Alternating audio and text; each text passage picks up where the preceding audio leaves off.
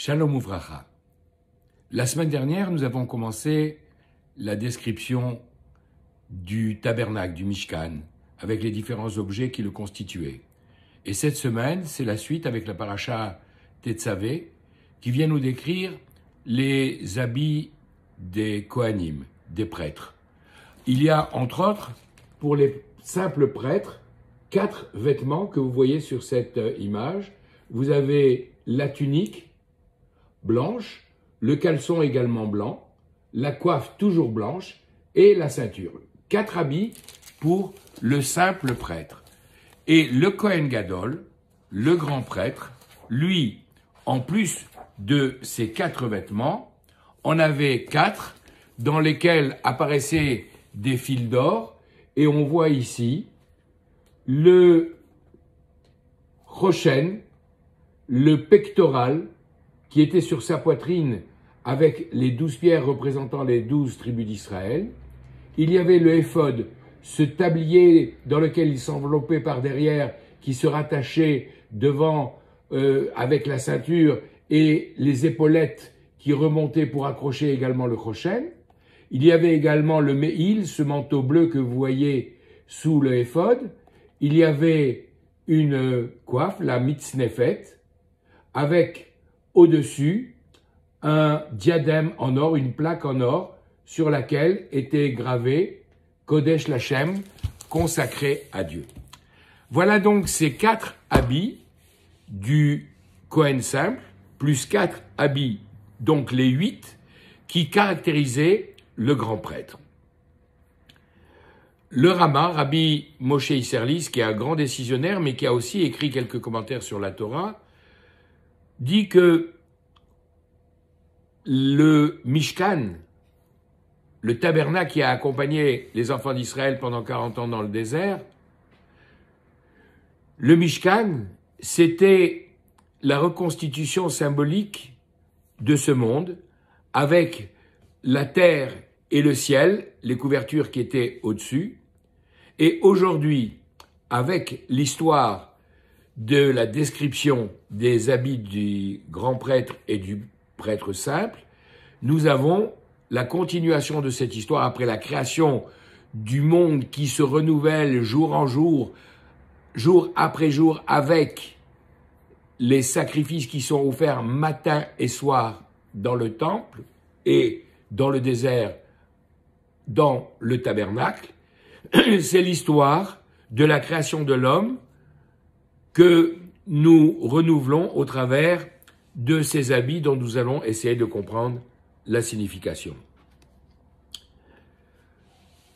Le Midrash nous raconte que lorsque la Torah nous décrit la faute de Adam Arishon, du premier homme qui a mangé du fruit de l'arbre défendu, lorsqu'ils se sont aperçus qu'ils étaient nus, Akadosh Baruch Hu, le Saint béni soit-il, Vayahas Hashem Elohim, l'éternel Dieu, a fait les Adam ou l'Ishto, pour l'homme et pour sa femme, Ktonot or, des tuniques de peau, Vayal Bichem, dont il les a revêtus. Et dans ce verset, Vayahas Hashem Elohim, les Adam ou l'Ishto, Ktonot or, Vayal Bichem, il y a 8 mots pour symboliser ces 8 vêtements qu'en réalité, le Saint béni soit-il a confectionné déjà pour Adam et, par inférence, pour sa femme Chava.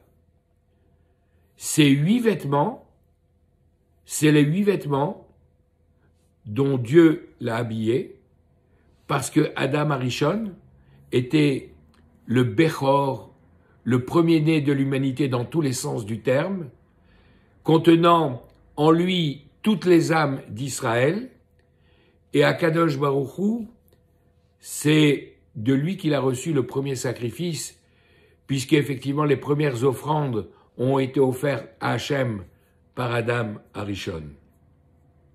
Alors, ces habits, ces 8 habits que Dieu avait confectionnés avec de la peau d'animal, dont le Midrash nous dira que c'était la peau de serpent.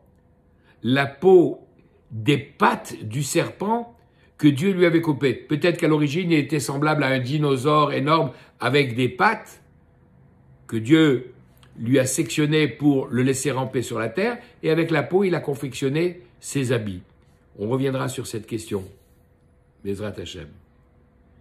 Et ces habits avec lesquels il l'a revêtu, avec lequel Adam Arishon officiait quand il était le grand prêtre de l'humanité à ce moment-là. Il était seul avec sa femme, puis avec ses enfants Caïn et Abel, puis avec Shed, puis avec ses descendants.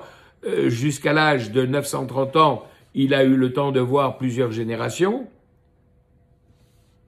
Ensuite, Adam Arishon a transmis ses vêtements à Shet, son troisième fils, qui lui-même l'a transmis à Mathusalem, celui qui a vécu le plus longtemps de toute l'histoire de l'humanité, qui lui-même l'a transmis à Noach, qui après le déluge l'a transmis à Shem, qui l'a transmis à Abraham. Lorsque Abraham, au moment du Akedat Yitzhak, de la ligature d'Yitzhak, où à la fin, au lieu de sacrifier son fils Isaac, il va sacrifier un bélier, s'était revêtu de ces mêmes habits sur le mont Moria, ici à Jérusalem, qu'il a fait ce travail. Et ensuite, Abraham l'a transmis à Yitzhak, qui l'a transmis à Yaakov, et Yaakov aussi était le premier-né, peut-être pas par la naissance, mais dans tous les cas, il avait acquis contre ce fameux plat de lentilles, il avait acquis ce droit d'aînesse qui faisait à son tour le premier-né chargé d'être le Bechor, d'être là, le prêtre pour accomplir le culte divin. Et nous pouvons nous demander, mais pourquoi ces 8 habits, à quoi correspondent-ils?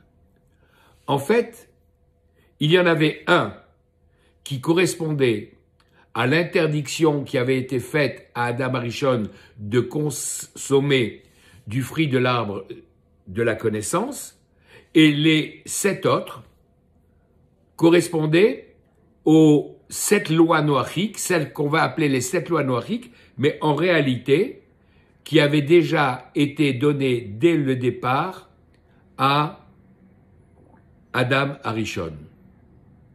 Et ce n'est qu'après la faute que Dieu va lui confectionner ses habits pour commencer tout un long processus de réparation. Avant, il avait les 8 lois, mais ces 8 lois qu'on aurait dû appeler les 8 lois adamiques, il a trébuché déjà sur la première, et après la faute, lorsqu'il a fait teshuva, lorsqu'il s'est repenti, pour compléter son processus de réparation, Akadosh Baruch Hu lui a donné ses 8 habits. Et à telle enseigne qu'on peut dire, mais attends, si il a transgressé et n'a pas respecté la première loi, pourquoi tu vas lui donner des habits pour honorer ces lois qu'il a transgressées? Pour une raison double, très simple, c'est que d'une part, il a fait teshuva, il s'est repenti, bon, moindre mal, mais surtout, il a fait teshuva me'ahava, il s'est repenti par amour pour Dieu, et on sait que lorsqu'on fait un simple repentir, parce qu'on a peur du jugement, on a peur du châtiment, alors les fautes graves sont atténuées et considérées comme des fautes par inadvertance, mais lorsqu'on est capable de faire véritablement repentance par amour pour Dieu, les fautes volontaires qu'on a pu commettre sont transformées en mérite. Et donc, c'est pour le mérite, pour ainsi dire, de ne pas avoir respecté cette première mitzvah qui lui avait été donnée sur les 8, et d'être sorti de cette repentie avec amour, que ça a été considéré comme un mérite grâce auquel il a eu ce premier des 8 vêtements. Alors, le premier de ces vêtements dont on parle, celui qui est le plus haut, c'est le Tzitz Hazahav, ce diadème en or, Kodesh Lachem, sur lequel il était inscrit consacré à Dieu, qui était celui qui était là en relation avec cette interdiction, parce que c'est là que se trouve le Da'at, le savoir, la connaissance, qui était lié à cette première interdiction. D'ailleurs, vous pourriez me demander, mais pourquoi on les appelle les lois noachiques et pas les lois adamiques? Parce que justement, il a trébuché, il les a pas respectées. Les lois ont été données, les 7 suivantes, puisque à partir du moment où il a été chassé du Gan Eden, il lui était interdit de rentrer dans le jardin, et donc il n'avait plus à être tenté par le fruit de l'arbre de la connaissance. Et donc, les 7 autres, elles ont été données à l'humanité qui les a pas respectées. Et il a fallu un nouveau départ de l'humanité avec Noach pour que Noach et sa descendance soient enfin à nouveau assujettis à cette loi. Et tant qu'à faire, on les a appelées les 7 lois noachiques. Toujours est-il que Adam Arishon et toute la chaîne qui va suivre, avec ses habits curieusement faits à partir de peau de serpent, vont être revêtus des 8 habits, dont le tzitz hazav, le diadème d'or, Kodesh Lachem. Pour une raison très simple, c'est que dans tout le texte qui nous a raconté cet épisode du serpent et de la tentation et de la faute, le nom de Dieu, Hachem ou Elohim, apparaît 71 fois. Et à chaque fois, depuis pratiquement le début du 2e chapitre de la Torah, lorsque Dieu avait vu pendant la création où il avait dit uniquement le nom de Elohim, avec le Dieu de rigueur, de justice, il était impossible que le monde puisse survivre, alors il lui a associé la clémence, la miséricorde en disant Hachem Elohim, l'éternel Dieu Yudke Vavke, qui symbolise la bonté divine et sa miséricorde, et à chaque fois il disait Hachem Elohim. Sauf que lorsque le serpent est venu tenter Ève en lui disant « Mais Elohim vous a interdit de manger de tous les fruits de ce magnifique jardin ?» Il dit « Non, juste de celui-là, il nous a interdit de manger et de toucher. » Et parce qu'elle a rajouté, il l'a poussé et l'a entraîné dans la faute. Il dit « Oui, parce que Elohim a peur que vous deveniez comme lui. » Comprenez, comme un de ces 70 êtres célestes qui sont prévus pour guider les 70 nations plus tard. Il a peur que vous deveniez un prince comme eux, comme lui.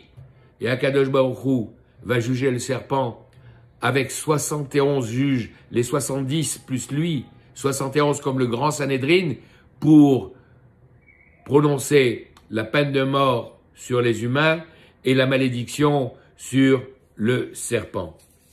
Alors, à propos de ce diadème qui est là justement pour réparer cette faute, puisque le serpent avait omis volontairement de dire le nom de Hachem, n'avait pas dit Hachem Elohim, c'est la raison pour laquelle sur le diadème est écrit ce nom de Kodesh, consacré à Dieu, pour réparer cette faute qui avait été commise à ce moment-là.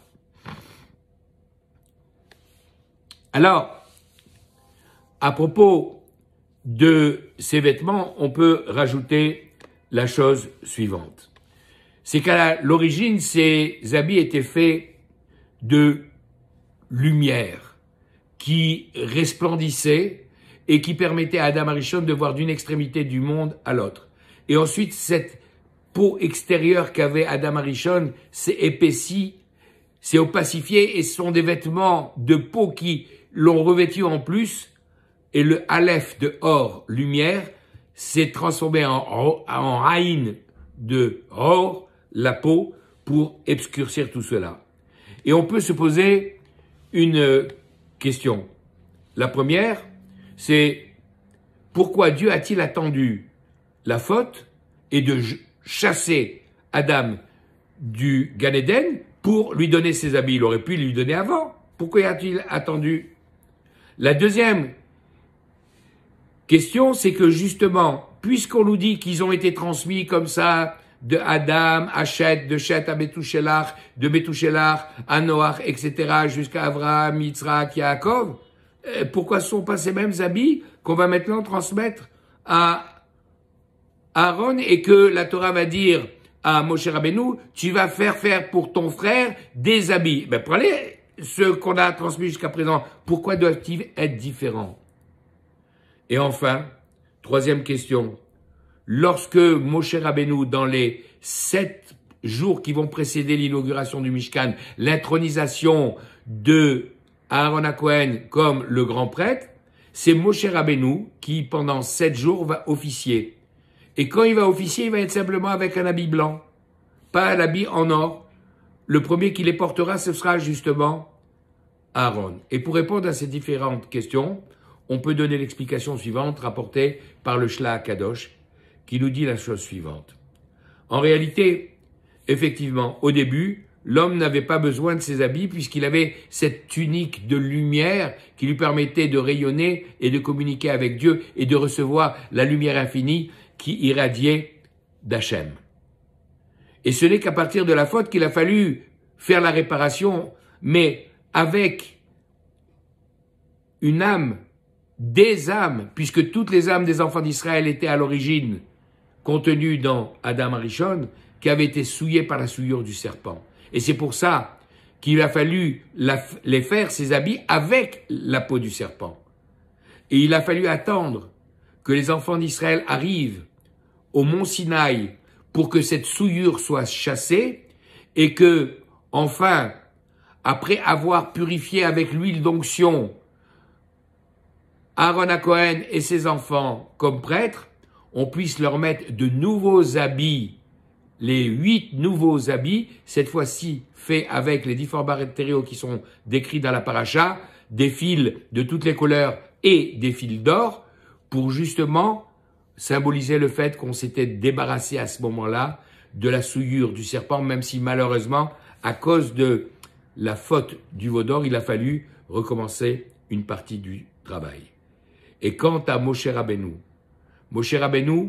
qui lui, quand il est né, sa mère a vu Vayar Kitov, il a vu qu'il était beau. Il était beau, tous les bébés sont beaux pour leur mère. Non, Rachid vient nous expliquer. Elle a vu que quand cet enfant est né, Tov, Kitov, c'est ce qu'on avait écrit, car il était beau. C'est ce qu'on avait écrit au tout début de la Torah, le 25, à propos du 25e mot, or la lumière, Kitov, qu'elle était belle. Il a vu dans la maison une lumière extraordinaire se diffuser. Et elle a compris que cet enfant-là, qui est d'ailleurs né circoncis, accompagné de cette lumière miraculeuse, c'était l'enfant que tout le peuple attendait pour apporter aux esclaves en Égypte la délivrance. Et puisque lui, naturellement, miraculeusement, et les deux mots sont équivalents, était né sans cette souillure du serpent, avec cette lumière originelle qui se dégageait de lui, c'est la raison pour laquelle il n'avait pas besoin d'autre chose que de cette tunique blanche pour pouvoir accomplir ce travail.